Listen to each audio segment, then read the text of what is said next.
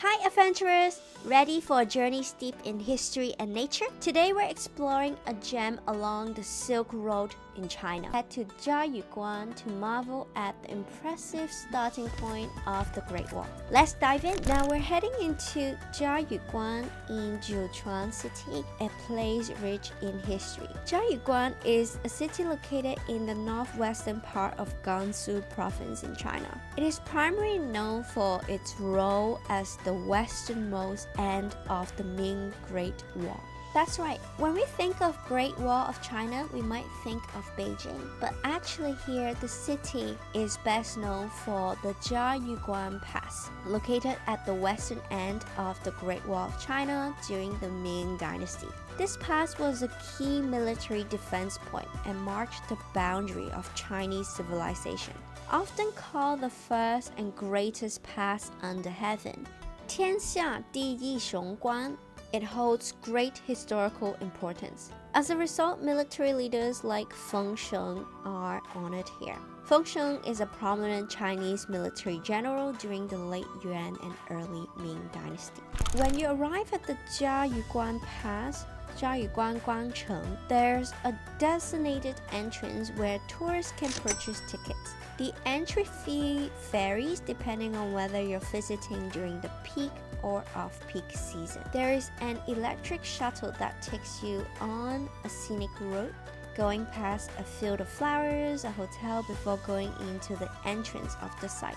Once we were dropped off, we were greeted with a street of souvenirs, snacks, heading towards the entrance. And there's a huge plaque at the entrance for tourists for pictures as well. Jiayuguan is a UNESCO World Heritage Site and is recognized as a 5A national tourist attraction in China, meaning it's considered one of the top-tier attractions. While many are familiar with the Great Wall of China in Beijing, one of the 7 wonders of the world, Jiayuguan holds its own significance as the starting point of the wall.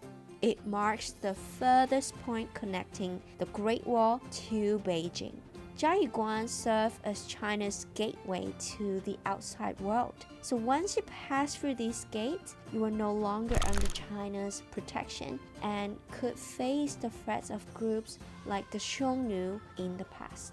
Now from the entry point by the lake, we had to climb around a 5-minute uphill path to reach the fortress. Notice that we're working backwards here. These gates are all part of the inner courts within the borders of China, not outside. The walkway is really well built with no stairs towards the fortress, making it quite accessible and easier for elderly to hike. We even saw some people over 70 making the climb, and the paved roads are smooth enough that I think a wheelchair can be brought along, but reaching the top of the fortress might not be possible as there are no lifts. Now let's talk a bit about its history.